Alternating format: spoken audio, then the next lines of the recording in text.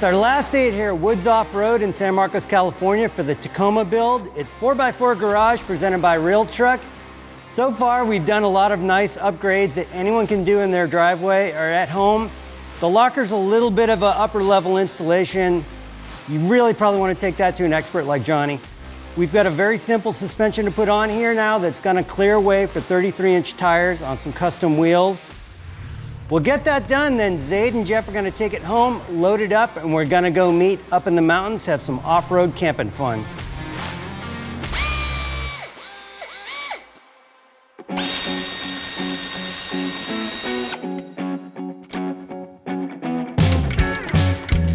I'm gonna take off that top nut there. That looks like it needs to come off. No, don't do that. Right through the roof. We're just going with a really simple strut spacer system here. It's a perfectly fine, acceptable way to gain a little bit of height. That way you also keep the factory spring rate, the factory shock valving. So if you're happy with the way your vehicle rides and drives, this is a decent option for very little money. Okay, clear. Yes, baby. Thank you. I'm doing something, look. Dad's letting me help. Let's go back to the truck and I'll hold the flashlight for you.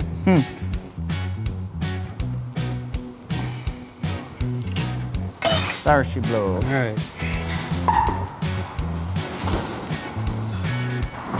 Oh, those look good. Come on, get in there.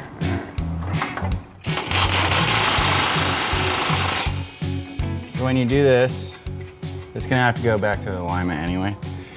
But loosen these bushings up and then tighten it when it's sitting on the ground. That way the bushings aren't all twisted up.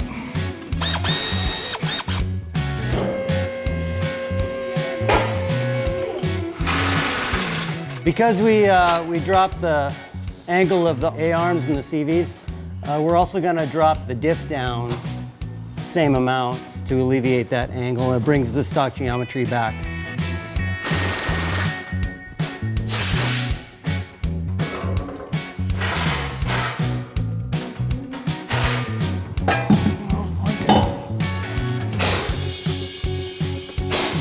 I'm hoping that we don't have any tire to body mount interference here.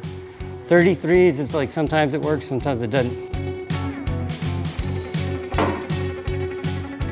Oh, dude, I got a finger. Yeah? I can fit.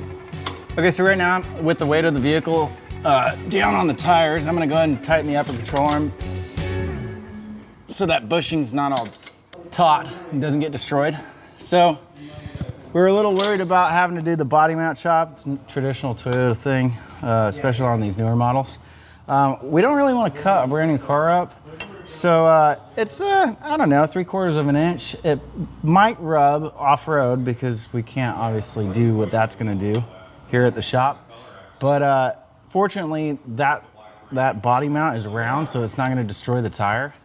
The owners are fabricators as well, so we'll give it back to them. Brand new car, I don't really want to take a torch to it immediately, so we'll see what happens.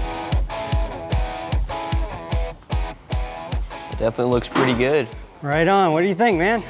That super lift leveling kit works perfect.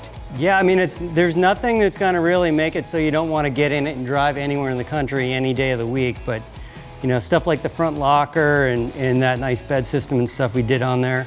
I mean, the tent you probably won't keep on 24/7, right? Yeah, probably not, but this is still super streetable. And there's nothing like when you're gonna haul your motorcycle on the back on the hitch, you know, you can still hop that on there and then go do whatever you wanna do. So yeah, man, off to alignment, and then not a bad kickoff for your first vehicle, huh? Yep, then out do some camping. Yeah, rad. Well, I look forward to getting out there with you, and we'll put some rigs through their paces. You'll have the most comfortable one out there by a long shot, I think. Yeah, I'll have the AC on. Oh, man.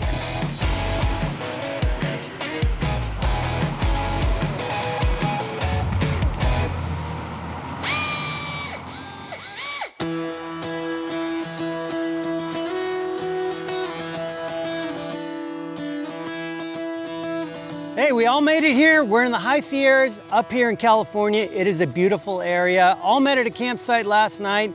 That's not to say between Zaid going to the alignment shop and us arriving here, there was no drama. We did run into a little tire fitment issue. We kind of figured we might roll the dice because we love those Toyo RTs in the 33-inch size so much, but they did rub a little bit. Our buddies at Milestar Tire just so happened to have a set of Patagonia XTs in a size that fit without rubbing anywhere. They got those installed and we all got here last night. So we've got a smattering of vehicles here. I drove a brand new Rubicon 4xe. We've got Jeff Ismail in his Project Hideous. That's a 1952 Trout, he calls it. We've got Zaid in his Tacoma, obviously. We've got another Tacoma over there. A little bit of everything from mild to wild. We're gonna rev up our Onyx off-road app, find a trail that'll accommodate everyone so no one gets bored and no one gets into trouble.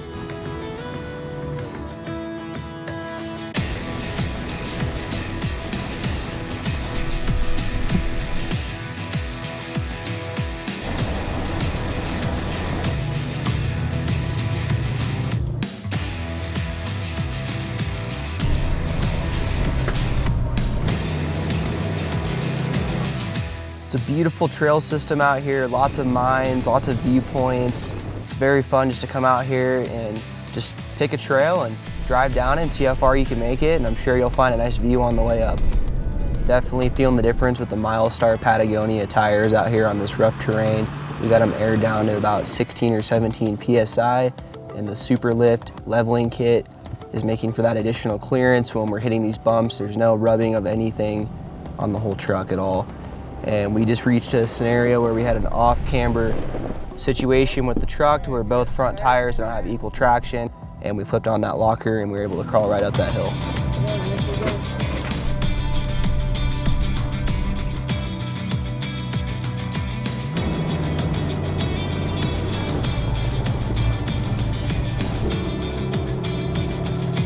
It's been a really fun day out here. We're on Mazorca Canyon Road. We found it on the Onyx off-road app, and we wanted something that wasn't going to be just nothing but a paved dirt road because we have very modified vehicles with us, and we also didn't want anything that's overly challenging because we have some fairly stock vehicles with us. And we have, of course, the Tacoma that we built that's in the middle. So right now we're heading upwards. Where our goal we found on the Onyx off-road app, we found Mazorca Peak, which should be almost 10,000 feet in elevation. We want to get up there and see what the view's like, so we're just going to follow the blue line on the map here and enjoy the scenery while doing so, and hopefully the view is worth the ride.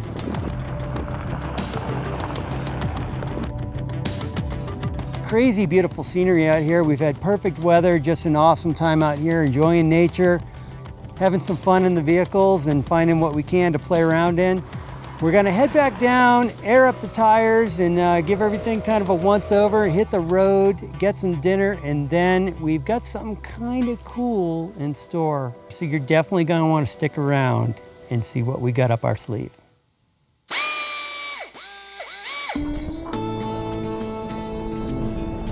So we're up here in Grass Valley. It just happens to be where Jeff Ismail lives. So we're gonna swing by his place and pick up our next project. It's something I've been looking forward to for a long time.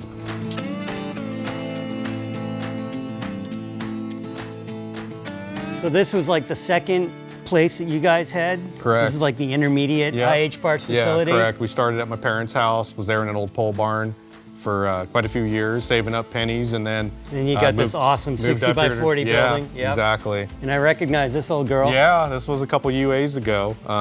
Not much change since the end of UA. Still has the same dirt on it. Never washed it. Pretty close to getting ready to redo it. I've been torn on which direction to go, whether to leave it like this or kind of go a little more wild.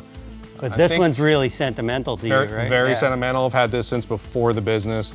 I know Hideous has been the star the last couple of years, but this thing, you know, everybody knows my old white Scout, so, and it wasn't as colorful. OG Ismail Scout, yes, right sir. here, yeah. Yes, sir. I mean, Zaid was just a little baby when I got this thing, so it's a big part of the family, and I do miss driving it. I really look forward to getting this thing back on the road. Well, all this happened the last day of the last obstacle on UA 2020. I literally was knowing the vehicle, we were at a place that was just too tough, you know, and I was like, okay, I'm gonna do this one obstacle and then go watch everybody. But you're gonna redo all the sheet metal and everything, get it all back the way it was. Yeah, all the way back it was, and maybe even a little bit more. That's the way they go. Yeah, so we'll see. I've got some ideas, and if they don't pan out, she'll just go back the way it was. Either way, it's a cool Scout and a big part of our business. You know, I learned and developed so many parts of our CPT brand off of this Scout. Yeah.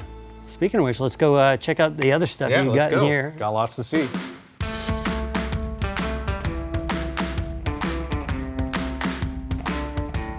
All right, so over here I got a pretty cool truck. This is one of the oldest Internationals on the property.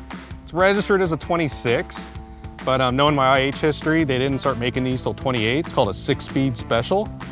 And what made it 6 speeds is it's you know, the standard 3-speed transmission, but they put 2-speed rear end in these things. Leather top. Yeah, leather top and everything. Awesome. So I bought this from the Tell Ford Museum. They were looking to get rid of it from somebody that donated it, and I brought it here and turned it into yard art. And, but I mean, all the mechanicals are still under there. It's still all mechanicals. I mean, if someone, I have tried to sell it a few times for someone who would restore it. It's got the old grain bed on it and yeah, stuff. aside from the wood that's kind of deteriorated, everything's here and pretty some solid. spare parts. There's an old axle in the back and stuff. The interior, I mean, all the timing advance and all the all the levers, and knobs, and buttons, and it's still all there. All you know, there. like I said, just an old cool piece of history. Still wood spoke wheels. Did you notice the wheels are still wood spoke? I did. I just can't get over the leather roof is still in one spot, one piece. Yeah, pretty cool. Like I said, this is what they were building almost 100 years ago.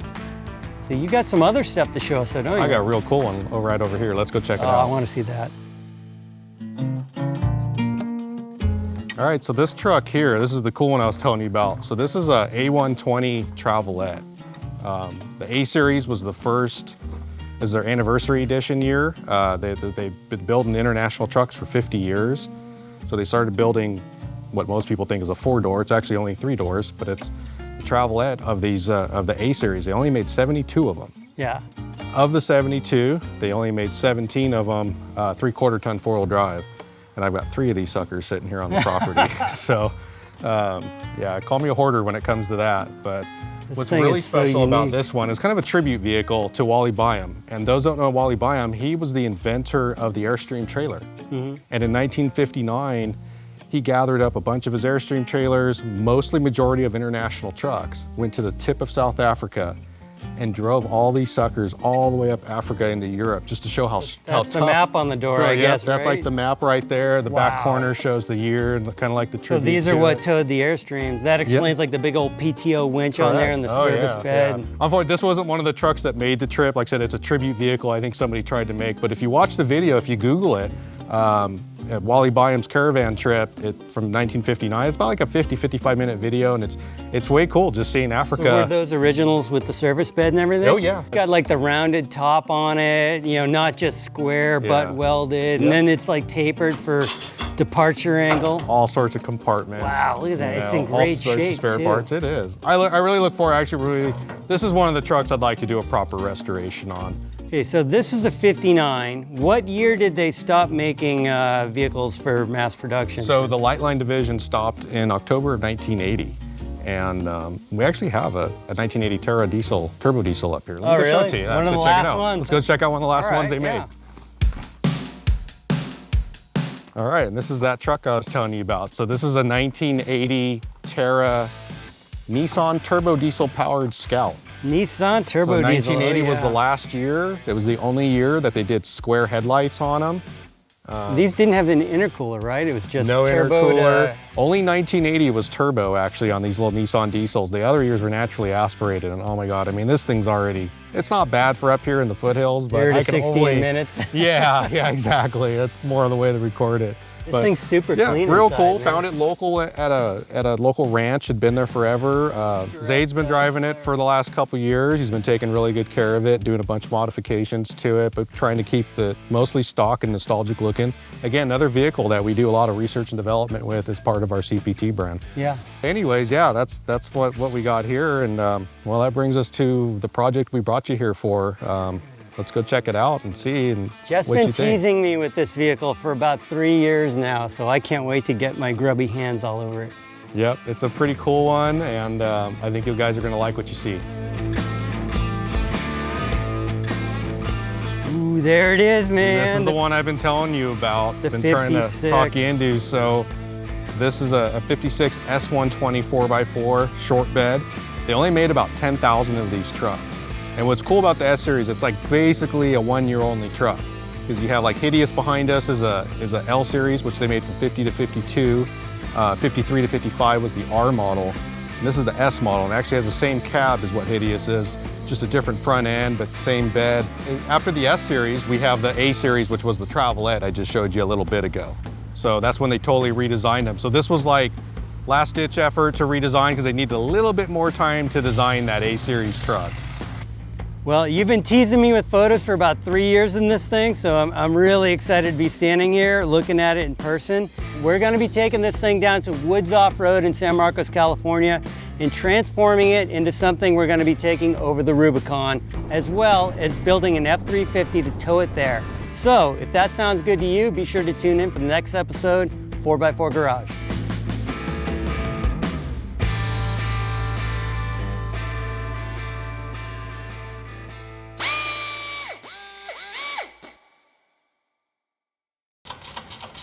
Where can I put these where we'll never find them? The magnet tray. That's what it's designed for. No, that's too obvious. They'll expect that. It doesn't matter what you do. If you leave tonight, something will go missing. Yep. Alrighty. Oh, wow. Oh. He's so strong.